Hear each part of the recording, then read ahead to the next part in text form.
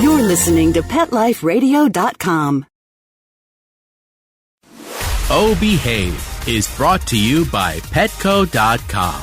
Petco is a leading specialty retailer of premium pet food supplies and services, offering more than 10,000 high-quality pet-related products. Enter the code BEHAVE10, Behave, the number 10, and get 10% off any order.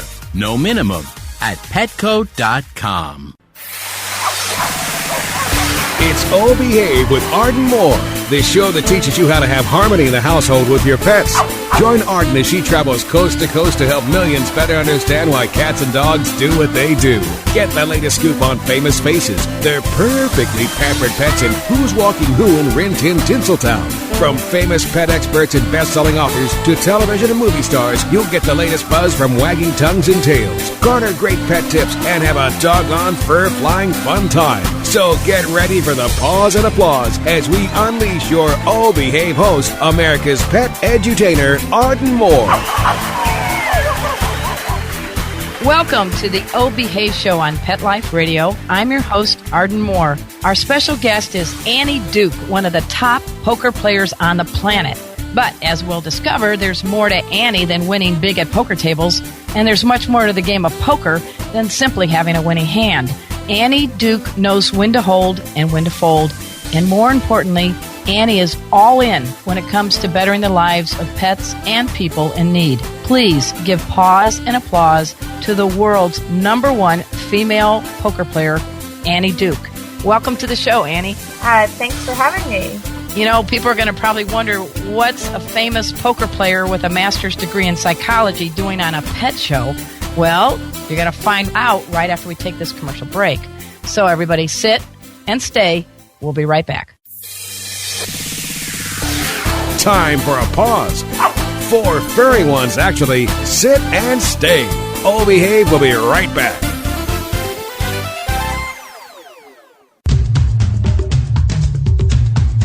There's a movement afoot. ShoeBuy.com.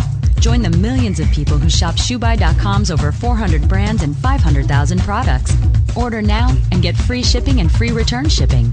ShoeBuy.com, the world's greatest shoe store. Walk your dog in style and comfort. Enter the code BEHAVE, BEHAVE, at checkout and get a 10% discount plus free shipping at ShoeBuy.com.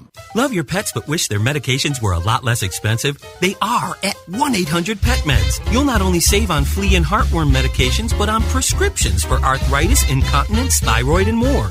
And you get fast service, free shipping, and a 100% satisfaction guarantee. Plus, our licensed pharmacists ensure accuracy, monitor drug interaction, and more. See why over 5 million people have trusted their pet's health to 1-800-PET-MEDS, America's largest pet pharmacy. Call now or order online. Go to petmeds.com/behave, BEHAVE, to get 10% off any order and free shipping on orders of $39 or more. I love animals.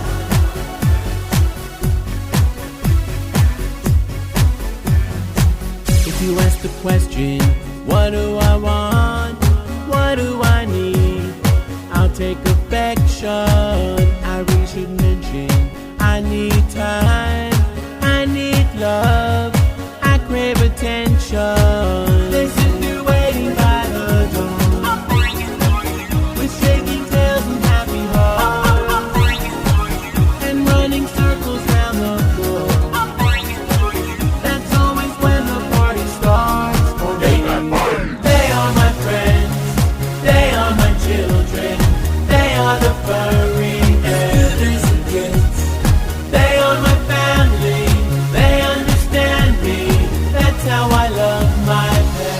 I Love My Pets, the new single by Mark Winter, available on iTunes. Want to know what cats like to eat for breakfast? Mice Krispies, of course. Learn everything there is to know about cats on Catitude with your host, Tom Dock. Each week, we'll spotlight a cool cat breed, give up-to-date advice on cat health, and check out spiffy new cat products. So curl up on the couch every week for a perfectly enjoyable time on Catitude, every week on demand, only on PetLifeRadio.com.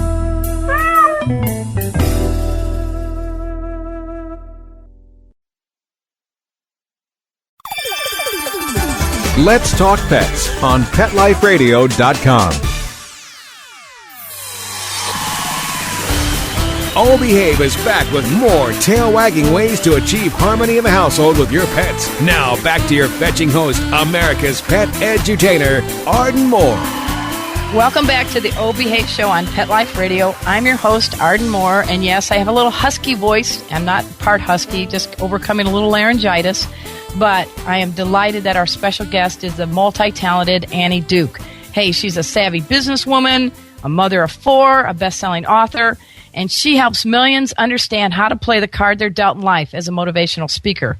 And when it comes to dog, I guess you happily sport a full house with 5 rescues, right, Annie?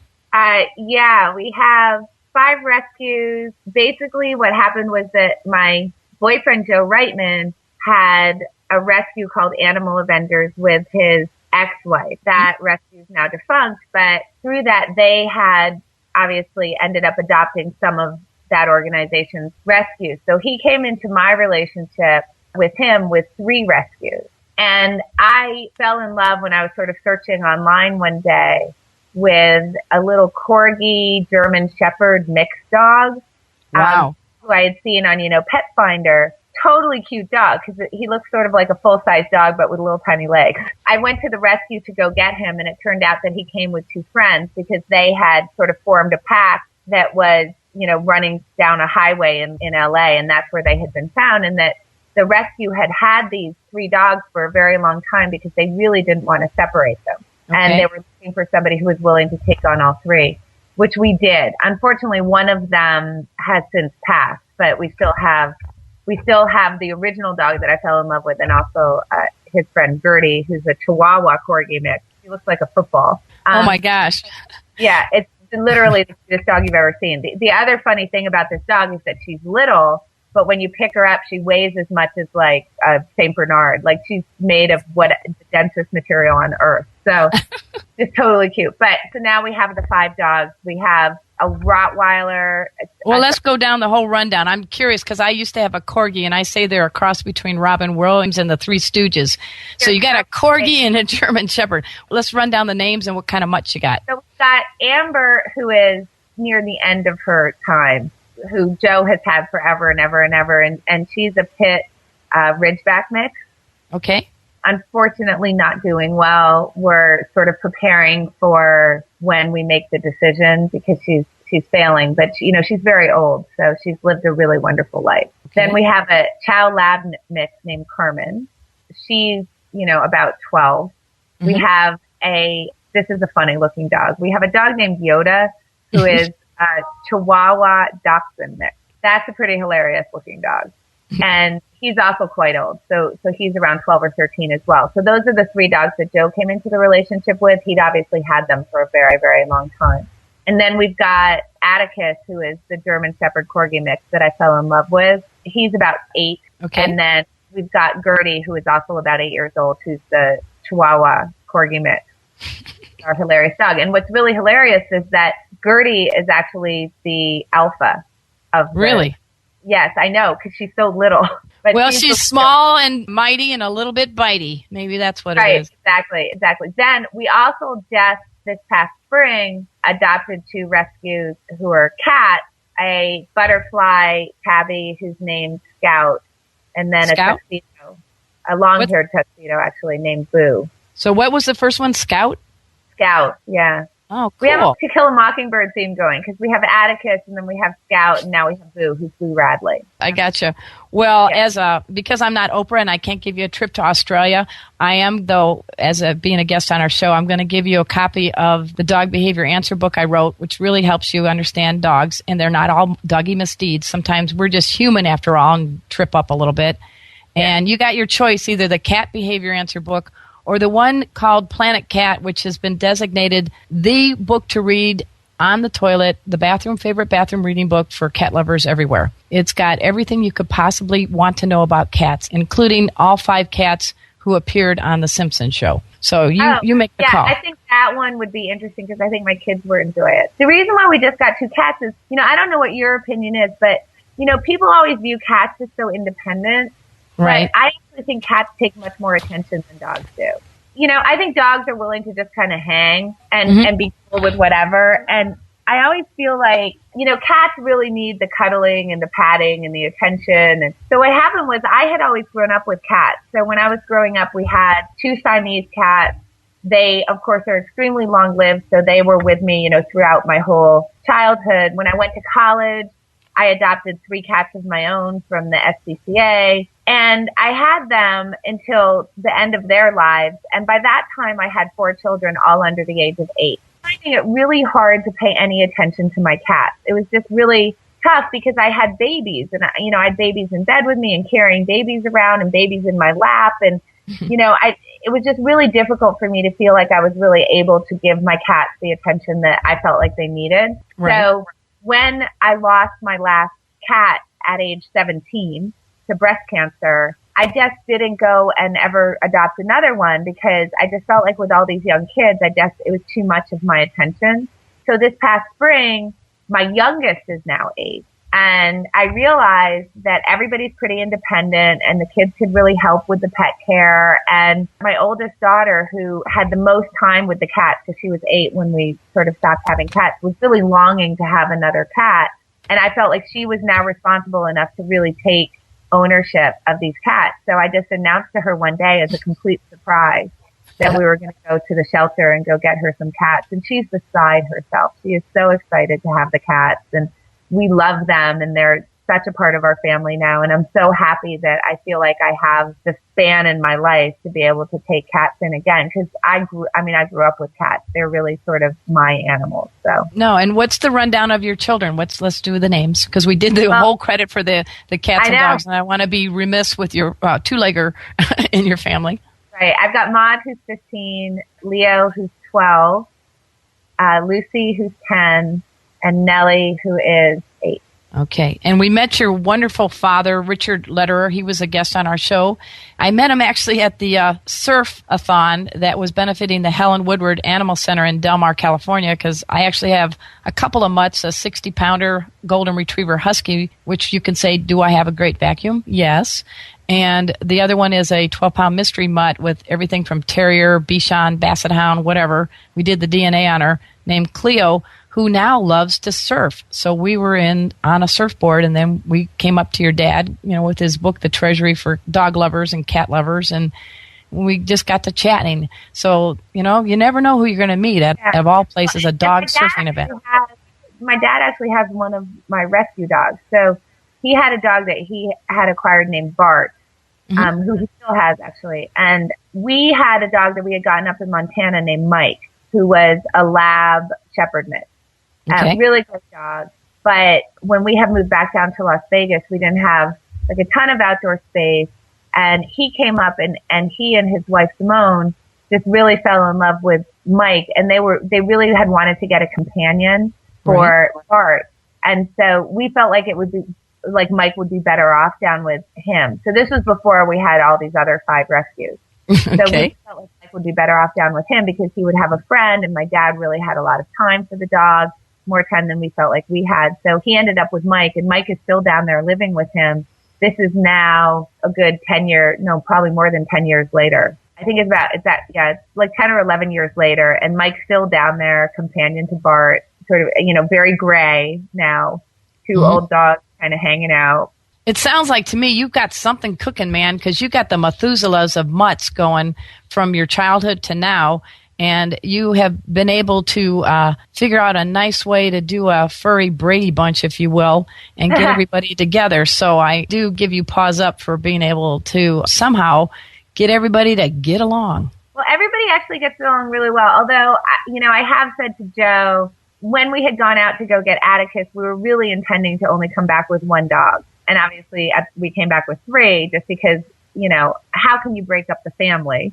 So we just couldn't bring ourselves to break up the family. So I have said to him, though, obviously we have some dogs who are aging, that I would in the future I think that 3 dogs is going to be a better number for us. So, that's sort of what we're looking to in the future is the 3 dogs and the 2 cats. I mean, even I think that 5 dogs and 2 cats is a little on the ridiculous side, although we love them. We wouldn't give a single one of them up. We want every single one of them in our family, but I think that as we look toward the future, I think we're going to see some paring down happen as things naturally progress. You're pretty smart, and you're smart about life. You're smart about poker, and I got to tell you, I was cheering for you on the Celebrity Apprentice. I don't want to get into all the things, but folks, this lady raised over $700,000 for Refugees International. You were by far spot on, the one that raised the most for your charity. So I applaud you for that, and you played the game well. Yeah, I was pretty happy with that. Actually, even, when Joan Rivers won, she got an extra $250,000 for her charity.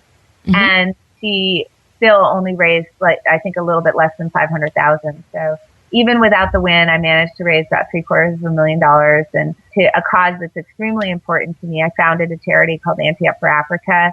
We give grants to help Africans in need, but we particularly focused on most of our work has been done on Sudan and Eastern Chad. We have made grants to Eastern Congo as well. And one of our big partners that we give grants to is Refugees International, and they do amazing work advocating for refugees in that area. They actually advocate for refugees around the world, but obviously our focus is on the refugees from Darfur.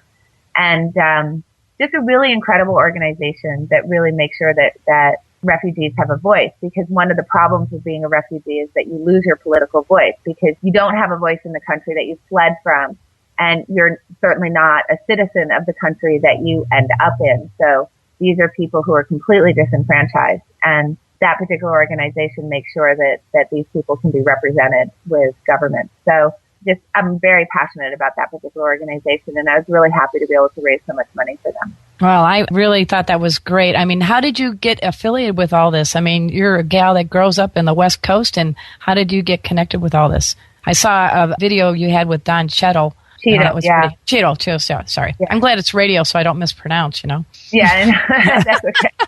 So Don Cheadle, did a movie called Hotel Rwanda that he's pretty famous for, which was obviously not about Darfur, but about an issue that had happened in Africa. Through that, he got approached to go and take a look at what was happening in Darfur.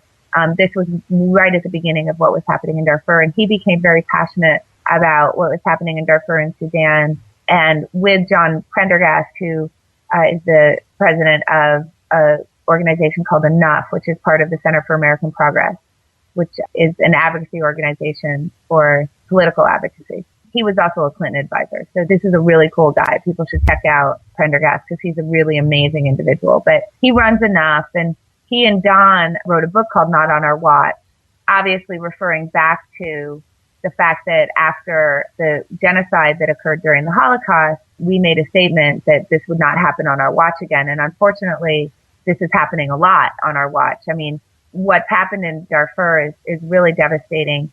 The estimates are 500,000 people have been killed by that government. Over somewhere between 2 and 4 million people have been displaced. So, this is a really terrible thing. So they wrote the book Not on Our Watch. I had been friends with Don, and really sort of his passion spread to me on this particular issue. And, one day over lunch, we were talking about it, and I just said, poker is a really incredible fundraising tool. We should put on an event to benefit Darfur. And so we had said, we're going to just put on one tournament. We were thinking we were going to do it in California. And sort of as we were thinking about this, another friend of ours, Norman Epstein, had a very similar idea at the exact same time. We decided this was kismet. So we sort of formed a steering committee, the 3 of us, for this one poker event that we were going to do. And I then reached out to a good friend of mine named Jeffrey Pollack, who's commissioner of the World Series of Poker, and I asked him if he felt like Tara's or his organization could, lend us a hand in creating a successful event. And he then offered to have our event become part of the World Series of Poker, which is the biggest tournament series for poker players there is. It's an incredible platform to be able to have our event on. So we obviously took him up on that offer, and it was so successful that we made it an annual event. We've added other events. We're now officially a 501c3, and to date we've raised over $4 million for the cause. So congratulations. it just really shows you, you know, when one individual becomes passionate about something, that passion really does spread. How can people learn more about that? I know we can go over to AnnieDuke.com, but is there any other website that people can learn more? We have a very fleshed out website. It's called antiupforafrica.org. And if you go to antiupforafrica.org, you can really get the latest news on what's happening in Sudan and all over Africa, Eastern Congo. You get news from Refugees International over there, Enough Project, Darfur Peace and Development Organization. Those are the three main organizations that we give grants to. You can find out what's happened with our events or with events that we have upcoming. And obviously there's a way to donate through the site. We would definitely want to do that. So go educate yourselves. And, you know, one of the things that I say all the time to people about any cause, whether it's Anti-Up for Africa or another organization I'm involved in, which is Decision Education or whatever it might be, that I think that people really limit themselves to thinking that in order to help, they need to give money. And what I tell people all the time is money obviously is extremely valuable as a commodity, and it's always welcome, but nobody should feel like that they're limited to a monetary gift when they're thinking about how they can help with anything that they find passion about. Because just as what happened with Dawn, one of the best things that people can do is just educate themselves about a topic so that they can spread the word. And when you spread the word, you create passion in other individuals. And when you create passion in other individuals, change will come.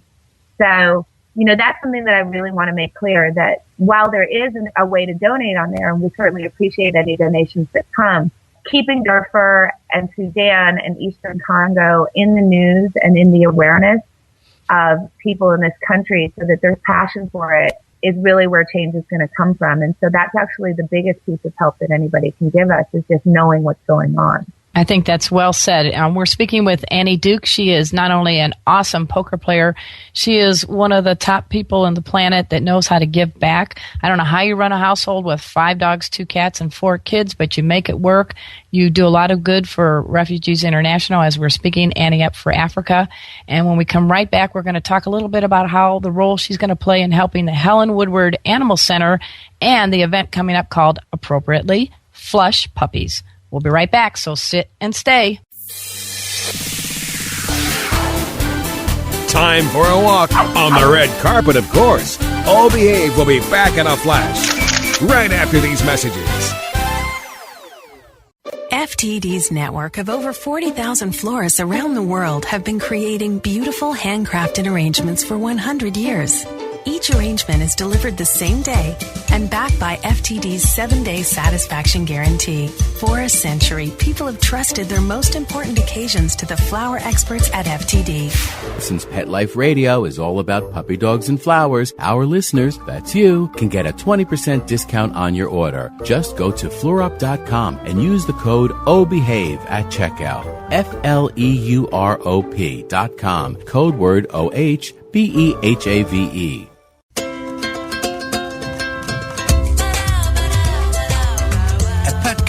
We really love pets. There isn't anything we won't do to make sure they're getting the best products and the best care. So when you ask us a question like, so how do you feel about cat condos? We can say from experience, feels like home for her. Enter the code BEHAVE10, behave, the number 10, and get 10% off any order. No minimum at petco.com. Hello? Danica, where have you been? Oh, Grandma, I've been busy, you know, racing, GoDaddy girl. Oh, I built my own online store with GoDaddy. Really? Let me see. Grandma'sAuction.com. Hey, are those Grandpa's golf clubs? Grandma needs her bingo money. Use promo code BEHAVE10, BEHAVE, the number 10, and get a .com domain name for just $7.49 at GoDaddy.com.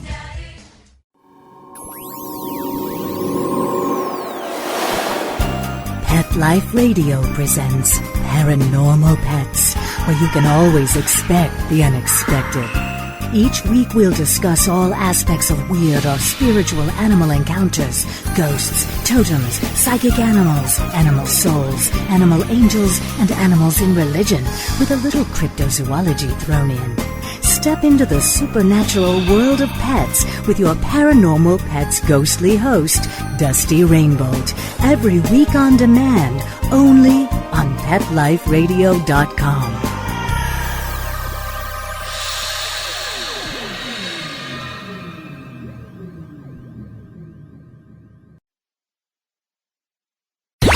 Let's talk pets Let's talk pets on Pet Life Radio. Pet Life Radio. PetLifeRadio.com. Hey everybody, I'm Rachel Ray. You're listening to Oh Behave with Arden Moore on Pet Life Radio. We're back from the lot. Just checked the paper and we had a record showing at the box. The letterbox, that is. Now back to Oh Behave. Here's Arden. Welcome back to the Oh Behave Show on Pet Life Radio. I'm your host, Arden Moore. I am just delighted that we have Annie Duke on the show. You are a very complex individual, Annie. I know you were just shy of getting your doctorate degree. You know, you've been on The Celebrity Apprentice, and even though you're not a big fan of reality shows, I understand, you use that as a good springboard or to get some more awareness, as you were speaking of before, to help out people in Africa, Darfur, and others. So tell me a little bit about how you even got involved on The Celebrity Apprentice, and then let's segue over to this event to help out pets. Sure. So let me just amend and say there are definitely reality shows that I watch. Okay. I'm a huge fan of Top Chef. And I'm obsessed with The Biggest Loser. So I don't want anybody to think that I'm so highbrow that I never watch a reality show. I actually have a couple that I'm addicted to. I like The Biggest Loser too. I think that's a great show. I've lost 20 pounds recently, so I'm jokingly calling myself, instead of Arden More, Arden Less, but you know. Oh, cool. Congratulations. I'm a huge nut, which is why I love that. So I'm pretty crazy. I actually was moaning on Twitter today that I didn't get to go to Beak Room because I had a conference call and it really sucks to be an adult. So unfortunately, I don't have time the rest of the day to go and work out. So I'm going to miss my workout today, which makes me sad. But I had never watched a minute of The Apprentice, and I had been pretty firm on a stance that I really didn't have a lot of interest in ever being on a reality show. Enough of my life is already public and I don't need more of it to be public. So I really wasn't that interested in it, but, you know, lo and behold, I get told that I have a meeting with the Celebrity Apprentice producers. As a favor, I went to the meeting because the person who set it up, who was my manager, had worked very hard to set it up without my knowledge. He got yelled at by me for it. Okay. But I said, well, he's worked so hard, I'm just going to go and take the meeting. Now, at the time that I went, having never watched the show, I hadn't watched the regular Apprentice or the Celebrity Apprentice. I wasn't aware that there was a charity component to it. So I went in and I thought, oh, this is just a bunch of celebrities who are trying to raise their profiles, you know, through reality television. And that's very antithetical to, you know, anything that I would ever want to do. So I went in and, you know, I was, let's say, curt with them. They were like, well, what would your strategy be? And I was like, well, I don't know, because I've never watched the show. Why don't you explain the rules to me and I'll tell you what the strategy would be? You know, like I just wasn't really into it. Let's say it that way. So, you know, they told me the rules. I told them the strategy that I would have. They seemed to be surprised that I could come up with a strategy so quickly. I reminded them that I do play a game for a living. So, and then they said to me, well, you know, last year we raised $1 million for charity, at which point I said, I'm sorry, what are you talking about? There's charity involved in this. And then they explained to me that, you know, each of the contestants is playing for a particular charity of their choice. So at that point, I was a little bit annoyed because I realized that this was something that I probably would have to say yes to if they wanted me as a contestant. So I drive home from the meeting. I actually called up Don and Norman, who, you know, as you know, are my co-founders in Anti-Up for Africa, and just very upset. I was like, it seems like I have to do this. This is ridiculous. I can't believe I'm going to have to go on a reality show. You know, so we all agreed it's such a great opportunity to raise awareness for the cause and hopefully raise some cash that it seemed like that was something that I probably should take advantage of. They did indeed ask me to go on the show. And, you know, even though I was very reluctant, that doesn't mean that when I do enter a game that I'm not going to go full force. So I did get a DVD set of the previous season. I did watch it. I did analyze it, figure out what the best lines of play were. You know, and I feel like I executed the strategy really well. You know, in my opinion, I won the show. because I feel like the show was about raising money for charity and being the most effective at, sort of leveraging your connections in order to do that. And I think that I did that really well. And in the end, obviously it was Donald Trump's choice about who he wanted to quote unquote hire or fire. And I think that I was really drawing dead against Joan Rivers because in the end, I think he probably felt like she was more famous, which she is, and better for her brand. I don't know if I agree with that, but I feel like it was pretty much a fait accompli that she was going to win that show. So I was pretty happy, given the fact that I was probably less famous than pretty much anybody else on that show, that I did make it to the final two. And I considered that a huge victory and a win for me. So, and obviously a huge win for my charity. So I was really happy. And think about it. There's some nice bridesmaids out there by the name of Adam Lambert and others that have done quite well. So I felt that the public got to know you a little better. And, you said you make a living playing a game. I think you played the game on Celebrity Apprentice quite well. And it's a tough game because the cameras are always rolling. Yeah. Well, my big thing was that I just wanted to, I sort of had two goals. I wanted to raise the most that I could for charity, and I wanted to behave in a way that I was going to be proud of. And mainly what that meant was, unlike a lot of what you see on reality TV, I wanted to tell the truth the whole time. And I did. Okay. And, if you go back and watch that show, you'll see that I never say something different in a private interview than I say in front of Trump or in the boardroom. And, I'm very truthful to people, to their face. And, it's kind of interesting to me because somewhere around the middle of the show, Joan Rivers started accusing me of being a liar.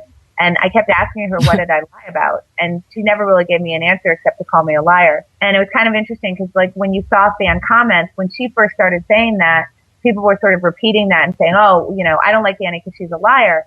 But by the end of the show, actually, when you looked at sort of the polls and whatever, 90% of the people were like, we feel like Annie did a good job and that she didn't lie. And that's really all that I care about, because in the end, I'm not coming away with that like, oh, I'm going to be Celebrity Apprentice and have a job with Donald Trump. I can only come away with my integrity. And so I feel like I came away from that show with my integrity intact because I didn't lie. And I don't think that I ever got really personal with anybody. I didn't personally attack anybody, because that's the thing that I don't like about reality TV, is sort of when people start going, dragging through the mud, lying, the deceptiveness and all of those things. And I just really didn't want that to be ever a part of my game plan. And I didn't want to ever personally attack anybody, particularly in a show that was about business. And I think that I did that, and that's okay then. So, whatever my other faults might be, I didn't lie and I didn't attack anybody personally. So I'm okay with that. Then whatever people's opinions of me are fine beyond that.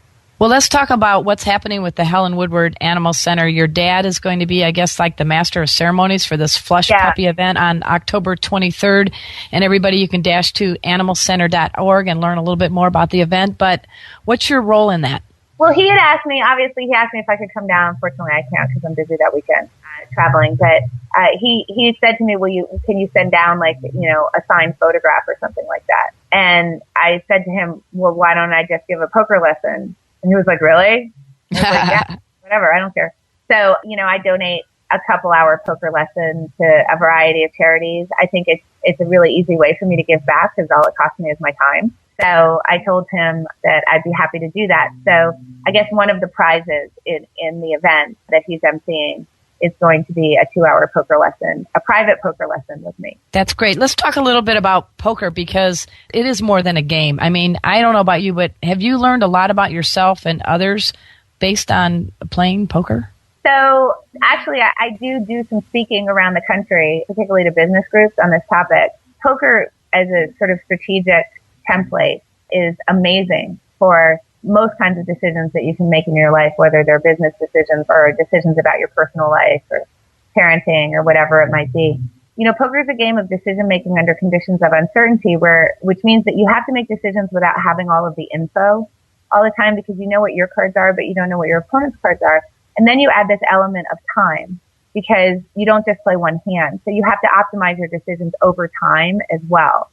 So you have to balance out what's my optimal decision right now with, well, I'm going to be playing more hands in the future, so I have to manage that as well and make sure that I'm optimizing over time. Oh, well, I can't play the other person's card. So, there's some complex decision making that goes on in that process, as you can imagine. It's complicated just to explain what the problem is. And it turns out that that's actually a very good template for life decisions. I mean, if you think about it, most of the decisions that you make in your life are decisions where you don't have all the information you need in order to make a theoretical perfect decision, and you're trying to optimize over time. So we know that if we only ever made a decision that was best for us right now, that we would have really unhappy lives, right? Right. Because we have to think about consequences and what's going to happen in the future. Otherwise, we'd all be robbing banks and running red lights. That's a good point.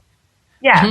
So we recognize that life is a game played out over time, so that when you're making decisions in the moment, you have to take into account how those decisions are going to play out in the future and whether you're optimizing your decisions. So, as you know, very often you make a decision that might be slightly less profitable for you. And by profit, I mean either money or happiness. But it might be slightly less profitable for you in the moment, but it's going to create more profit for you in the future. I know that I feel that way every morning when I wake up at 6:30 in the morning to make my children breakfast to get them to school, because it's personally more profitable for me that day probably to try to sleep in. But over the long haul, better decision for me just to suck it up and get up at 6:30 in the morning, right? So we all feel this on a daily basis.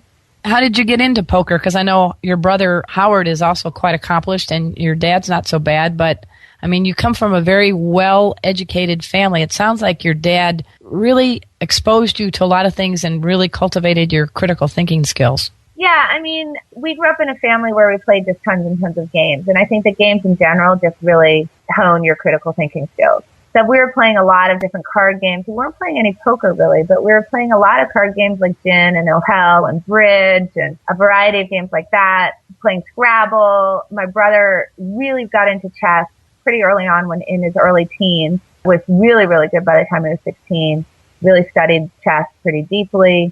And I think that game playing in general just really teaches you really teaches you to understand consequences of decisions and how to make a good decision in the moment and understand how that decision is going to play out, in the future. And, I thought that was actually a really great way to be brought up, surrounded by games, playing games. But what happened with my brother, as I said, was really into chess. He's older than I am. And he went off to New York when he was 18 to go study with a chess grandmaster because he really wanted to pursue chess to its fullest extent. And, when he went to New York, as he was studying chess, it turned out that the place that he was playing a lot of chess had a poker game in the back room. And obviously we had played a lot of cards when we were growing up, not a lot of poker, but, he had a lot of card sense. And after initially having a very rough start with the poker, which involved his losing his college money, luckily my dad was just a school teacher, so it wasn't a huge amount of college money. Okay, all right. It was the small amount of college money that he had saved up. He kind of got himself together. It took about a year for him to really start to become good at the game. And eventually the game that he had lost his college money in broke up because he won so much money out of the game. So that's kind of a nice rags to riches kind of story. And, he started playing professionally.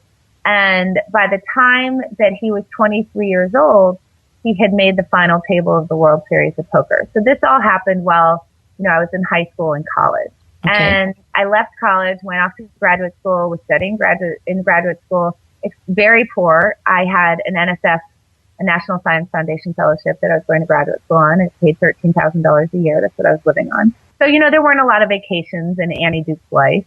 Mm-hmm. And so my brother, who was doing quite well at this point, would fly me out to Las Vegas once a year during the World Series of Poker to, hang out with him. And he put me up at the Golden Nugget, which seemed so fancy to me then. And I would get to hang out for a couple of weeks during the World Series of Poker and sort of get taken to fancy restaurants. I mean, at the time, a fancy restaurant for me was like Chili's, so.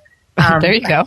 Right. So he would take me out to steakhouses, it was very fancy. And I quickly found Las Vegas to be a little bit boring. I mean, I'm not really much of a partier. I didn't really want to go out to clubs. Wasn't really my style. I didn't find the gambling games and casinos to be particularly interesting. So I found myself just sort of hanging around, and he said to me, well, I know you're a little bit bored. Why don't you play some poker? I had sat behind him when he was in New York and watched him play enough that I had a good grasp of the game. And he sort of gave me some pointers. He wrote a list of hands on a napkin, actually, while we were eating dinner one night. And he sent me off to go play $1 to $3 at the Fremont. And I remember the first time that I tried that, I won $300 over the course of the time I was out in Las Vegas. And obviously $300 is a lot of money to someone making $13,000 a year. So, absolutely. So I started playing poker when I would come out and visit with him while he was playing at the World Series of Poker. Then when I made the decision to leave graduate school, so this is now a few years later, I moved to Montana with my husband at the time, who's now my ex-husband, and was really just sort of like, oh no, now I dropped out of graduate school. I was planning to take a year off and go back to it, but I just felt like I needed a year off. I hadn't taken any time off from being a student through my whole life, and I just really needed to sort of reconvene and figure out if that was what I really wanted to do. But needed money. And my brother mentioned to me that there were poker games in Montana about 45 minutes away from where I live. And he suggested that I try that for some money in the meantime while I was trying to figure out what I wanted to do. And so he sent me some seed money and sent me off to play in these games. And I remember the first month I won $2,800, which obviously was, a lot of money to me back then.